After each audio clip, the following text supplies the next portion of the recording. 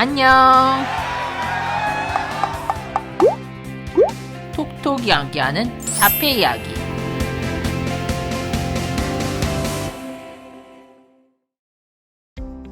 안녕하세요. 톡톡이 함께하는 자폐 이야기 함께요 톡톡 두 번째 영상을 가지고 온 톡톡이입니다.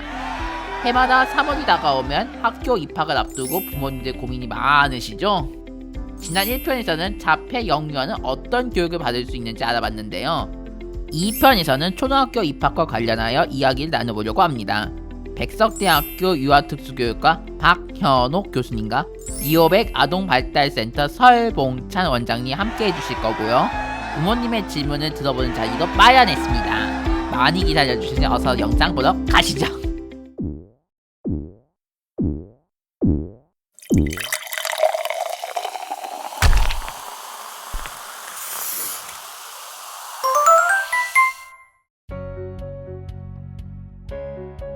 안녕하세요. 저는 백석대학교 유아특수교육과 박현옥 교수입니다. 안녕하세요. 저는 자폐 스펙트럼 장애 아동의 부모이자 2500 아동발달센터 원장 설봉찬입니다. 오늘은 우리 아이의 학교 선택하기라는 주제로 이야기를 나누어 보려고 합니다. 네, 이번 영상에서는 초대 게스트 어머님을 모시고 질문에 직접 답해드리는 시간을 갖도록 하겠습니다. 궁금한 질문들이 많다고 하는데요. 첫 번째 질문 들어보시겠습니다.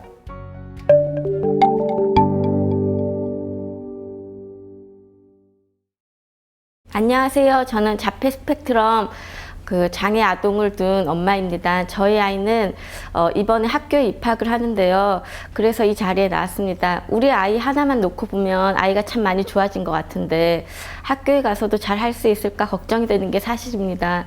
뭔가 더 준비시켜서 초등학교로 보내야 되는 게 아닐까, 입학을 유예하는 게 좋지 않을까라는 걱정도 되는데 이에 대한 생각을 듣고 싶습니다.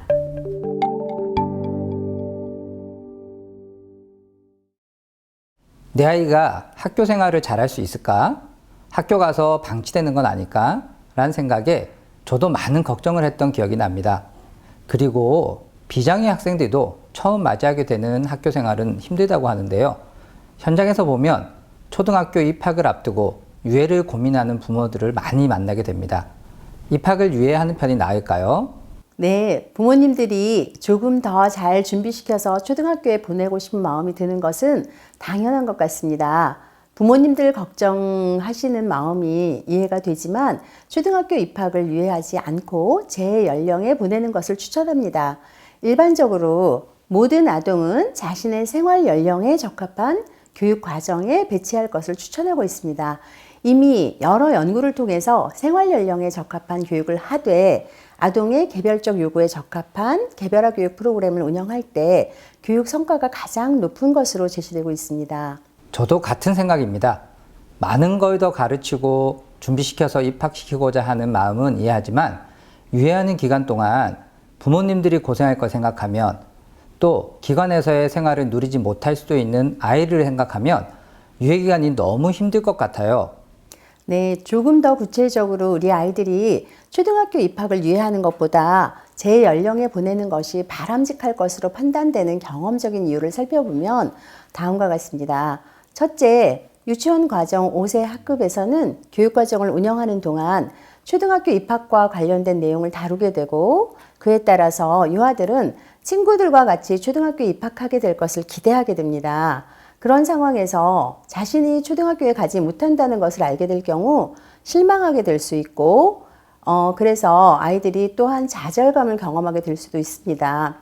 두 번째는 같은 유치원에서 3년을 보냈던 친구들과 같이 초등학교에 진학하게 될 경우 우리 아이를 잘 아는 친구들과 함께 초등학교 적응을 하게 돼서 우리 아이의 초등학교 적응에 보다 긍정적인 도움을 받게 될 가능성이 있습니다. 그리고 초등학교가 시작되는 만 6세에 입학을 유예할 경우 다른 기관을 찾아야 하는데 그 과정이 여러 가지로 어려울 수 있어요. 아동이나 가족의 상황을 충분히 고민했는데 유예가 필요하다는 판단이 들면 유예를 할 수도 있지만 앞서 말씀드린 바와 같이 여러 다양한 이유로 초등학교 입학 유예는 적절한 대안이라고 보기 어렵습니다. 그리고 무엇보다 중요한 것은 우리 아이가 초등학교에 입학해서 잘 적응할 수 있을 것이라는 믿음을 가지고 학교 생활을 지원하는 것이 보다 바람직합니다. 현장에서 다양한 사례를 만나다 보니 교수님께서 말씀하신 생활 연령에 맞춰서 보내되 학교와 협력하면서 아이한테 개별적으로 필요한 부분을 교육시키도록 노력해야 한다는 말씀에 동의하게 됩니다. 많은 부모님들이 유예를 고민하시는데 정작 그보다 중요한 건 입학한 후에 학교에 잘 적응할 수 있도록 돕는 것이 아닐까 생각합니다. 읽기 쓰기를 해두는 것도 도움이 될 것 같네요. 그럼 두 번째 질문도 들어보시죠. 그렇다면 입학 전에 무엇을 준비하면 좋을까요? 또 어떤 게 필요한지 궁금합니다.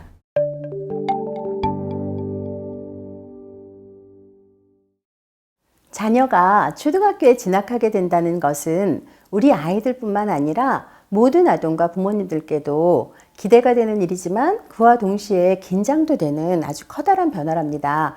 그러므로 여기서 간단히 말씀드리기는 어렵지만 유아에게 무엇이 필요한지에 초점을 맞추어서 말씀을 드리도록 하겠습니다. 첫째, 유치원과 초등학교 간에는 물리적 공간과 수업 시간 등에서 차이가 있다는 점을 조금씩 알려주실 필요가 있습니다. 초등학교는 유치원에 비해서 공간이 크고 복잡하겠죠. 그러므로 환경 변화에 적응할 수 있는 지원이 필요하겠습니다. 그 방법으로는 학교의 허락을 받아 학교에 방문해 보는 것입니다. 학교 방문은 일정한 기간을 정한 후에 주기적으로 방문할 수 있습니다. 예를 들면 한 달에 2번 이렇게 방문할 수도 있고요. 다음으로는 초등학교의 다양한 공간을 소개하는 동영상을 시청하는 방법인데요. 이때는 학교 안내 자료로 제작된 홍보 동영상을 활용할 수도 있고 또한 부모님들께서 새롭게 제작해서 활용하실 수도 있습니다. 마지막으로 시각적 일과표를 제작해서 초등학교 수업 시간표와 각 시간별로 수업하는 장소의 사진 등을 넣은 그런 자료를 보여준다면 입학 후 적응이 조금 더 쉬워질 수 있을 듯 합니다. 둘째, 앞서 설봉찬 원장님께서 말씀하신 바와 같이 학교 준비 기술 습득이 필요하겠습니다. 대부분 부모님들께서는 학교 준비 기술을 읽고 쓰고 셈하는 기술과 같은 기초 학업 기술을 생각하시는데 그보다 학교와 학급의 규칙을 지키는 것, 스스로 화장실을 이용하는 것과 같이 자기 관리 기술을 습득하도록 지도하신다면 학교 생활 적응에 많은 도움을 받을 수 있습니다. 그 외에도 새로운 친구와 상호작용하는 방법 등도 구체적이고 차근차근 알려주실 필요가 있습니다. 세 번째로는 정서적 지원이 필요합니다. 초등학교에 입학한다는 것을 기쁘고 즐거운 마음으로 기대할 수 있도록 이야기해 주시는 것이 더욱 바람직할 듯 합니다. 간혹 부모님들께서는 여러 걱정이 많다 보니 이렇게 하면 학교에 못 간다거나 학교에서 쫓겨난다거나 이런 이야기를 하시는 경우가 있습니다.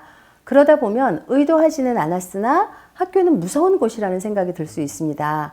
그러므로 학교에 대한 긍정적인 기대를 할 수 있는 대화를 하시는 것이 매우 중요합니다. 더불어서 학교 선생님과 부모님은 우리 아이가 어려울 때 도와줄 수 있는 사람이라는 점을 주지시키셔서 어려운 일이 생길 때 바로 어른들의 도움을 받을 수 있다는 점을 알려주신다면 학교 입학에 대한 부담감은 줄어들고 긍정적인 기대를 하게 돼서 조금 더 잘 적응할 수 있을 것입니다. 세 가지 다 중요하다고 생각하지만 첫 번째로 말씀해 주신 유치원과 초등학교는 공간도 다르고 수업 시간도 달라서 조금씩 미리 알려줄 필요가 있다라는 게 특히나 더 마음에 와닿습니다. 그럼 우리 학부모님은 그동안 입학 준비는 어떻게 하고 계셨나요? 학습이랑 착석, 질서 지키기, 규칙 따르기 등은 평소에 많이 준비시키려고 노력을 했는데 정서적 지원은 별로 생각하지 못했던 것 같아요. 아이가 학교에 대해 좀 더 긍정적이고 학교 입학을 기대하는 마음으로 그런 마음을 심어줄 수 있게 많이 노력해야 될 것 같다는 생각이 듭니다. 그리고 입학을 앞두고 제가 좀 걱정되는 건 저희 아이는 일반 학급으로 입학을 하는데 좀 중간에 갈등이 생기거나 적응을 못할 경우 도움반으로 이동이 가능한지도 궁금합니다.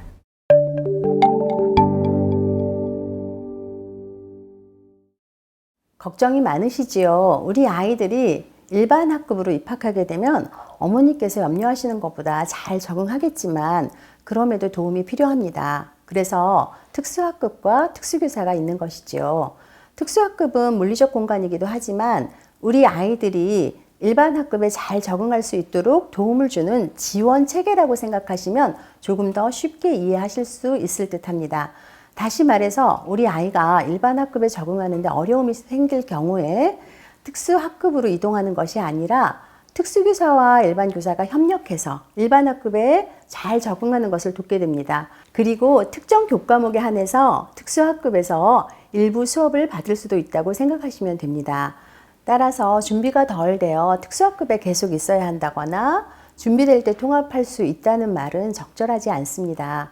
혹여라도 준비가 덜 되어 특수학급에 계속 있어야 한다는 이야기를 하고 계시는 분들이 계신다면 그 경우는 적절하지 않습니다.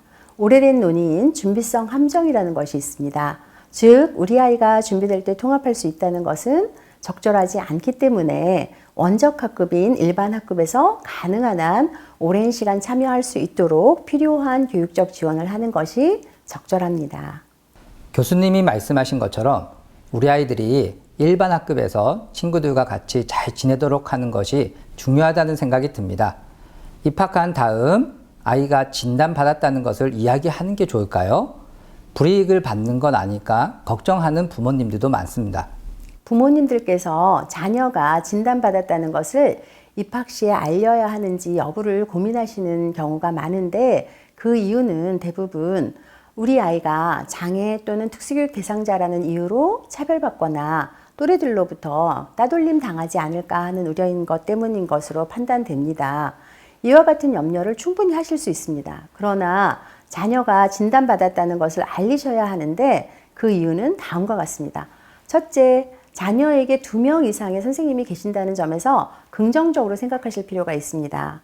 진단받았다는 사실을 알리지 않는다는 것은 특수교육 지원을 받지 않겠다는 의미입니다. 그러나 우리 아이들이 여러 측면에서 매우 많이 변화하고 발전했다 하더라도 여전히 개별적인 지원이 필요할 가능성이 있습니다. 그러므로 지속적인 지원을 받으려면 진단받았다는 사실을 알리고 원적학급 담임 선생님인 일반 교사의 지원과 특수교사의 지원을 같이 받을 수 있는 그런 가능성을 열어두시는 것이 매우 중요합니다. 또한 특수교육 대상자에게 제공되는 여러 가지 특수교육 관련 서비스를 받기 위해서도 진단받았다는 사실을 알리셔야 합니다.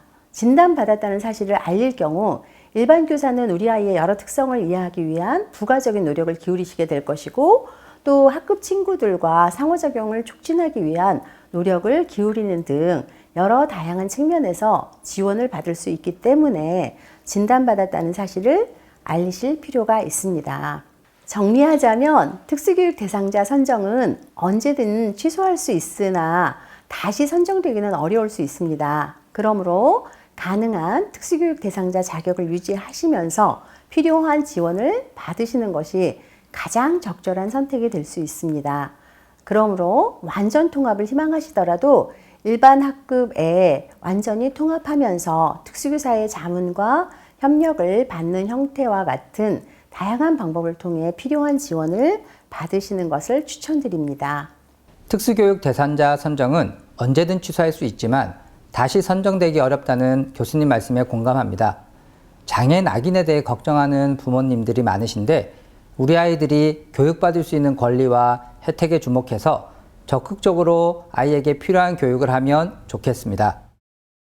네, 마지막으로 드리고 싶은 질문은 특수교육 대상자 선정이 되면은 개별화 교육 회의를 한다고 하는데 제가 뭘 준비해야 될까요? 그리고 개별화 교육이 정확히 뭔지도 궁금합니다.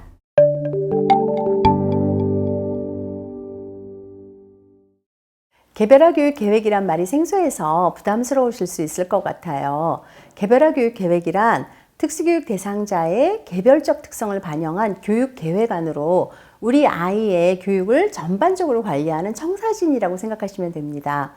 어머니께서 염려하시는 개별화 교육 회의는 아동의 교육 목표와 평가 방법 등을 결정하기 위해서 우리 아이의 교육을 담당하는 모든 분들이 모여서 실시하시는 회의입니다. 일반적으로 특수교육 대상자로 선정이 되면 기관장은 개별화 교육 팀을 구성한 후에 개별화 교육 회의를 소집하게 됩니다. 이때 학부모님은 반드시 참여해야 하는 개별화 교육 팀 구성원이 됩니다. 개별화교육팀 회의 시 아동의 교육 진단 결과에 근거해서 교육 목표를 포함한 우리 아이의 교육과 관련된 제반 사항을 결정하게 됩니다.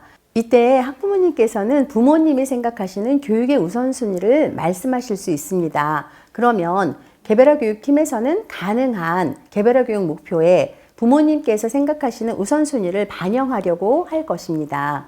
부모님께서는 회의에 참석하시기 전에 팀 구성원들에게 자녀에 대해서 조금 더 알려드리고 싶은 정보, 궁금한 점, 자녀에 대해서 부모님이 생각하시는 교육 목표 등을 준비하셔서 회의 시간에 여러 선생님들과 같이 의논하시면 됩니다.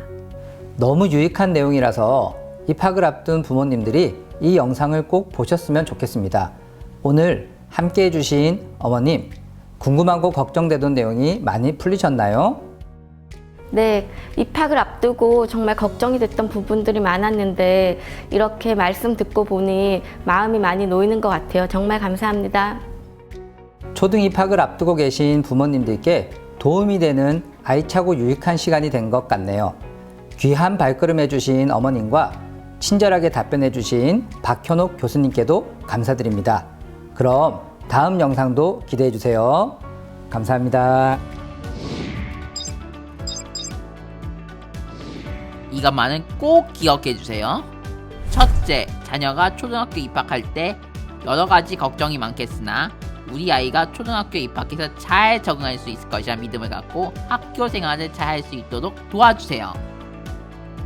둘째, 입학을 하기 전에 아이들이 학교에 잘 적응할 수 있도록 기본적인 적응행동 기술을 습득할 수 있도록 도와주시고, 무엇보다 초등학교 입학을 긍정적으로 기대할 수 있도록 정서적인 지원을 해주시기 바랍니다.